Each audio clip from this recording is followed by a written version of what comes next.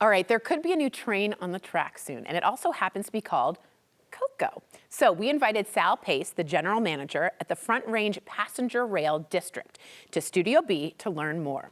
You might want to listen up too, because there will be a future funding vote on this in November. Take a look. All right, Sal, for those who don't know, what is the Colorado Connector, or the Coco train? Which, by the way, I like your name.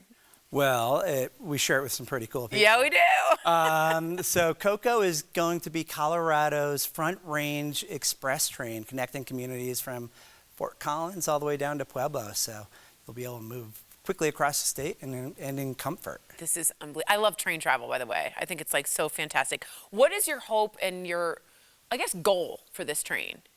Well, the goal is to really connect communities in Colorado and provide an alternative way of transportation in a more affordable way. Totally. Yeah, especially with gas prices. I was just going to say, like, the affordability issue is huge right now.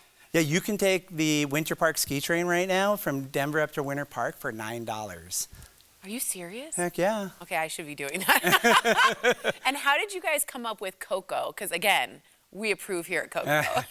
How'd you guys come up with that? Well, I'd like to take full credit for it. You should. 25,000 Coloradans voted for it. No. And maybe it was the name ID that, you guys helped build up, but Colorado Connector beat out Fred, Front Range Express Destinations.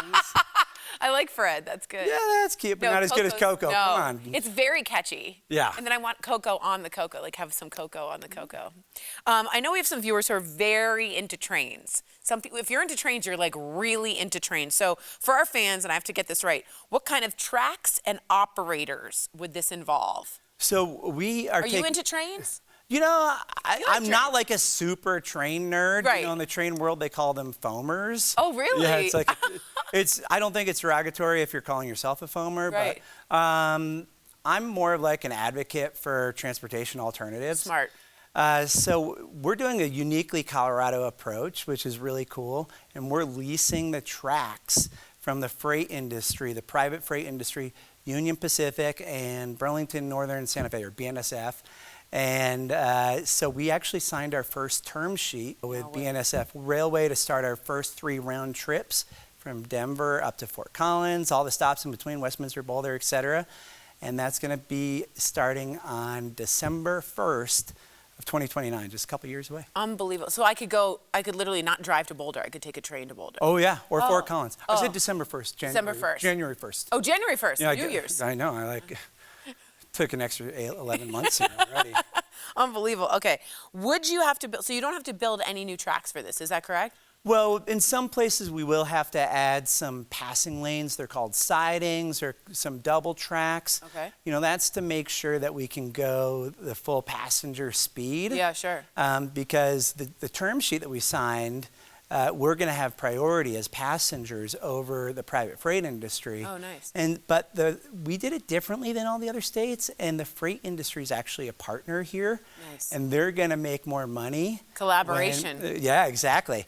They're going to make more money for meeting on-time performance standards. Oh, I get it. And this is the first in the country type of model that's been done with this partnership with public and private to deliver passenger rail. Have you always been into, it seems like your real joy and passion comes from organizing smarter, as you said, transportation. How did you get into that? Well, about 15 years ago, I was a county commissioner in Pueblo, Colorado, and Amtrak was talking about discontinuing the long-distance train that went through southeastern Colorado from Chicago to Los Angeles. And I decided I was going to help save that train, and I didn't realize what I was walking into. 15 years later, I'm like now the general manager of the Front Range Passenger Rail District. So. Wow, that's a nice little shift over there.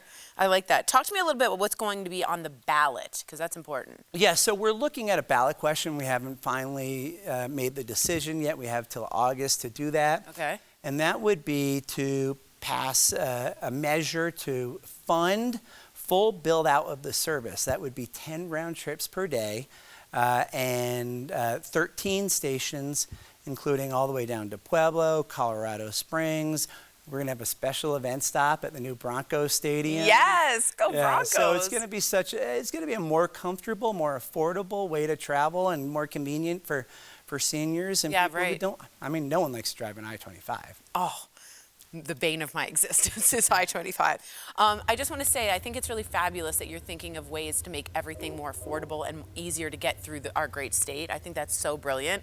Congrats on Coco. Congrats on your amazing job. And thank you for thinking of everyone who needs to get to other places in Colorado. Well, thanks, Tori. Thanks for the interest. Absolutely. To learn more about the Coco train, check out coloradoconnector.com.